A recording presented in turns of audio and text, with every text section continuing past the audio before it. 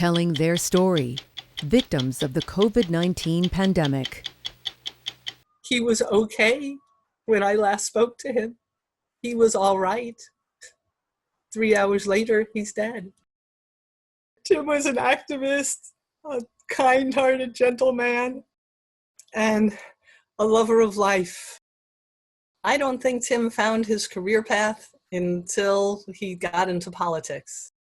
He really had to start at ground level, which is being a field organizer, going door to door. He also got involved with environmental issues and was very active with those here in Columbia, South Carolina.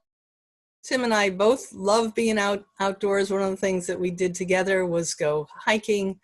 Last May, Tim was in the process of completing hiking the Appalachian Trail. He'd completed the northern bound portion of it. He didn't have underlying health issues. He didn't have diabetes. He didn't have a heart problem. He'd had 2 pulmonary embolisms. They were treated and taken care of. No compromised lung function. So I feel pretty confident that Tim was in good shape before he died. Tim and I were getting ready to have a wedding and go on a honeymoon. Tim came back from traveling for a work staff retreat. He said, yeah, I got this little cough and I'm sneezing. My head hurts a little. So like, oh, sounds like a cold. And we get all the cough and cold and flu medicine.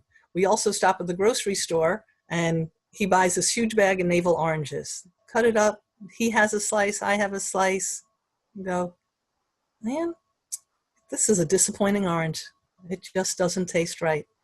And he said, yeah, it really tastes kind of off. So he calls, goes through the telehealth screening. He gets tested. He comes home and reports. You should probably have the results in 2 to 5 days. He's got no appetite. He's also nauseous. He starts complaining about the really, really bad headaches. He calls his doctor to tell him, I've got a headache. I've got a fever. The doctor he talks to, because he's in a group practice, it's rarely the same person each time, says, well, I can prescribe something. It's called Zofran to stop the nausea.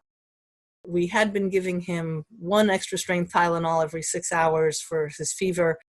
He's now starting to wake up early morning hours. He's sweating, his clothes are drenched, and then gets chilled. And I got to get him back in bed under the covers. He shakes uncontrollably. I kind of lie on top of him to help control the shakes.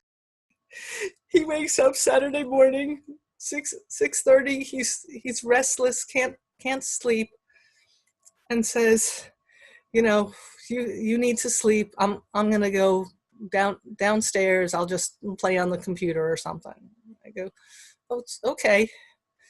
So he goes downstairs, and I go back to sleep and wake up at about 10 o'clock. See, he's not in bed with me. And the house just feels still. And he's slumped over on the couch. And I knew he was dead.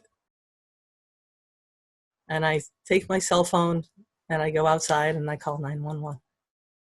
Wednesday, the 1st, test comes back positive for COVID-19 for Tim. The coroner says what'll be on the death certificate is acute respiratory distress and pneumonia, and 3rd is complications from COVID-19. And I'm just kind of dumbfounded. He didn't die from respiratory distress. He did not complain of shortness of breath, trouble breathing. It's not about the shortness of breath. It's not the pneumonia. It's you lose your sense of smell, and it's slow, and it's something you take for granted, and the taste, and it's a virus that kills. I want people to take this seriously. I have neighbors who have had gatherings of more than 3 and 4 people, and they are not the people who are living in that house. They are not wearing masks. My fatigue still comes and goes. I have spells of dizziness. The virus is not worked its way through me, which is a little disturbing. My natural outlook is one of positive, and if you look for the positive, you can find it.